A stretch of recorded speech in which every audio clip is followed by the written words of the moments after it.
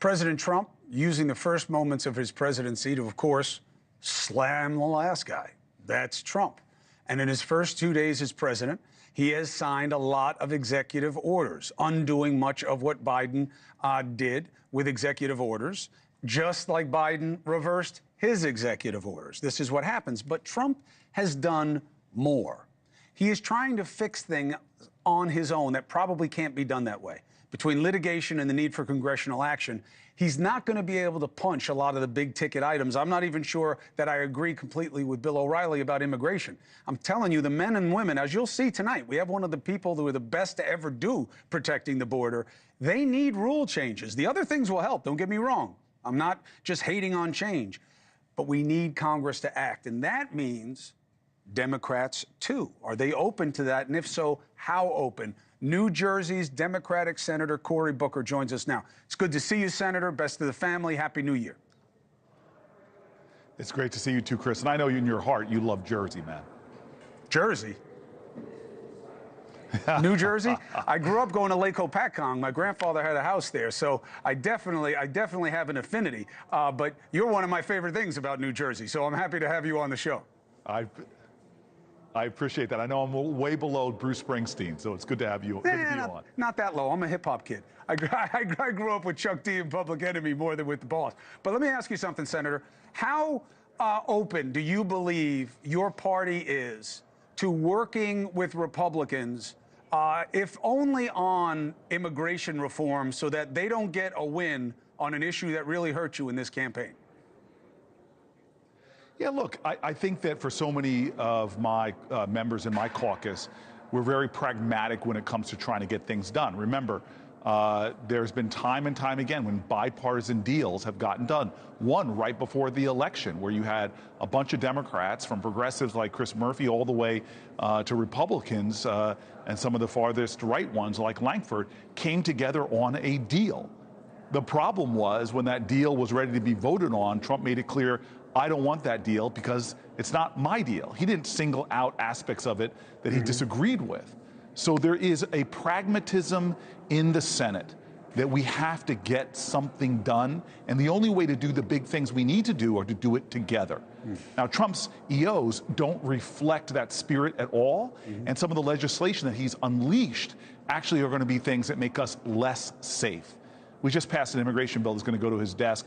All Republicans, really Republican majorities that got it done, that was really all about giving the power, really the command that immigration officials have to indefinitely detain everyone, no matter what their age, no matter if they've been convicted of any crime.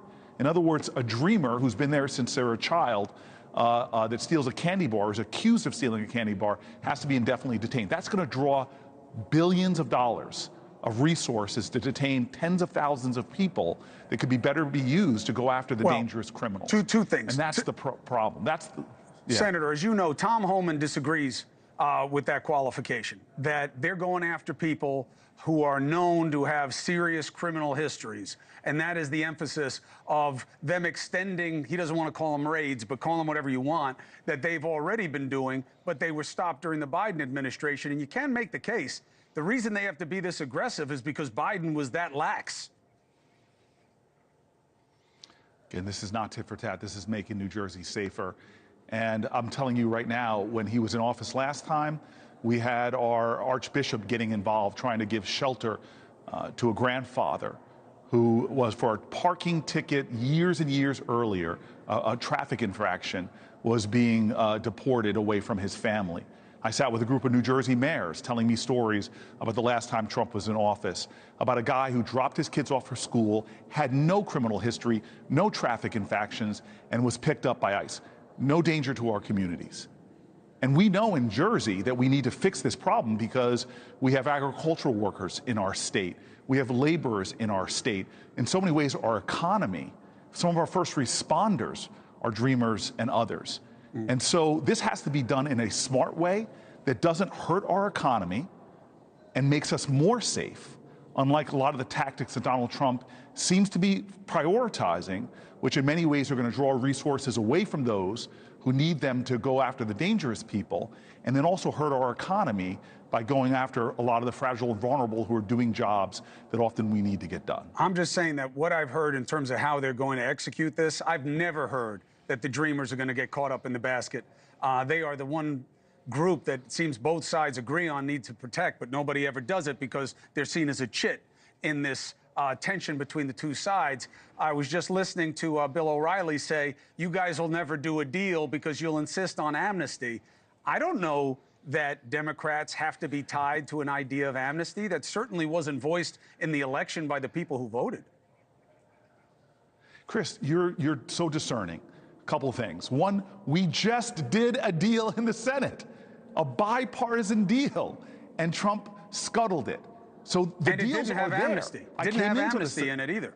And it didn't have amnesty. So that's wrong. And then number two, when you say they're not going after the Dreamers, I just gave you concrete examples of the last time they did this, going after many people who are not the dangerous criminals he demonizes and talks about, but going after New Jerseyans that are adding to our economy, are often married to American citizens, have American citizens as children, are being deported.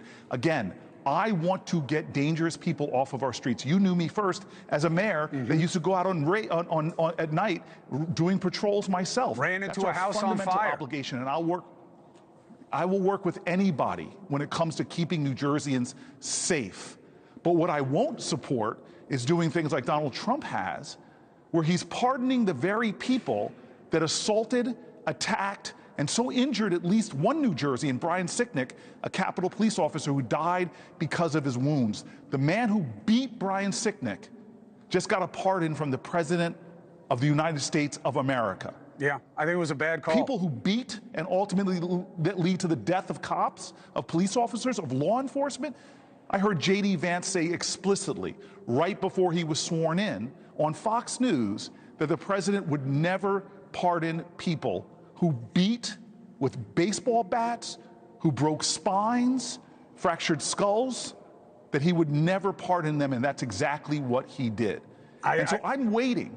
He said he campaigned on the idea that I'm going to lower your grocery bills. Right. I'm going to lower your housing costs. I'm going to lower inflation. What has he done in this first 36 hours that are making life more affordable for New Jerseyans and others in our nation? He can't do that by executive order, but he can do it with you guys. The question is whether there'll be really any integrity-driven cooperation. I got to tell you, that Lake and Riley bill, I don't understand anybody who would vote against that or against the Nancy Mace bill. I mean, you're saying it right now as a proposition, Senator, that if somebody's here illegally, I mean, that's the key word, but even if you forgive the entry, if they're here and they commit a serious crime against women or children, who would vote against the bill to superpower authorities to get them out of here?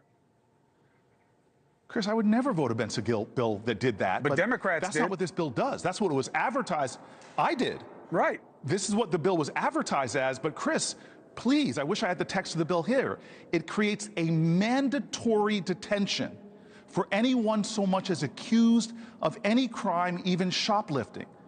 Anybody of any age, even if the charges are cleared, that will suck up, as we're told by law enforcement professional after law enforcement professional, when you say it's mandatory, where your department can be sued, you're going to be drawing in billions of dollars of resources that should be better targeted and applied to the dangerous folks. And it gives every attorney general in the country the ability to sue the federal government if they allow even one person from, say, India in, if India is not fully complying with our visa application. So in other words, one attorney general can upend all of our immigration law and stop people coming in for research, stop engineers coming in. Read the fine print. I saw it. So understand this. We had a bipartisan bill that would have done so many of the things that their rhetoric talks about, but it wasn't Trump's bill, so he tried to kill it. The way we get things done is we do them together. And you said that he's done nothing to help lower prices, but he has made health care more expensive. Because amidst all the bluster, one of the things he did in the last 24 hours was sign executive orders rolling back the innovations that we were doing in the Center for Medicaid and Medicare Innovation. Really small thing. Most people missed it. Right. But these were things to actually lower prescription drug costs. These were actually things to help figure out ways that we can organize our negotiations with pharma companies and hospitals better. Right. He just came in because Biden did it. I'm rolling. So look at my scorecard right now. I want to work with anybody, President Trump or anybody who's going to lower costs for New Jerseyans. But the scorecard I have right now with his executive orders is he pardoned a guy who so beat a New Jerseyan Capitol Police officer until he would ultimately die of his wounds. Brian Sicknick, say his name. His killers are now let free. That's my scorecard. His scorecard is he has done nothing to drive down the grocery bills or deal with the inflation. In fact, if you look at all of the executive orders he's done right now, especially when it comes to health care, making it harder to enroll in the Affordable Care Act, making it harder to get our prescription drugs negotiated down, he's actually making things more expensive. So don't listen to what he says, read his executive orders. And look at the legislation, not the advertisement that, oh, this is going to get dangerous criminals off their streets. There's not one senator that doesn't want that to happen. But the reason why so many voted against it is because slipped into that bill were all of these things that most people of good conscience wouldn't support. Well, listen, I appreciate you making the case. You happen to be right about the expansiveness of the bill. The executive orders about Medicare and Medicaid, most of them were in the developmental stage, so it's not like he's actually undoing progress. But you're right, at least it was an attempt. Then again, it's only one day in, and you know what the onus is, and you've always been great at this, Senator. You guys need better ideas than his if you don't want to go along with his, and that's a debate that I'll always be welcoming on this show whenever you want. I appreciate your pushback tonight. You're welcome here to do it going forward. Thanks, brother. I'll come back and hopefully anytime you want me. Senator, thank you very much, and good luck doing the work of your constituents. Appreciate you. Hey, thanks for watching. Go to joinnn.com to find News Nation on your screen. And don't forget, click the red subscribe button below to get more of News Nation's fact-driven, unbiased coverage.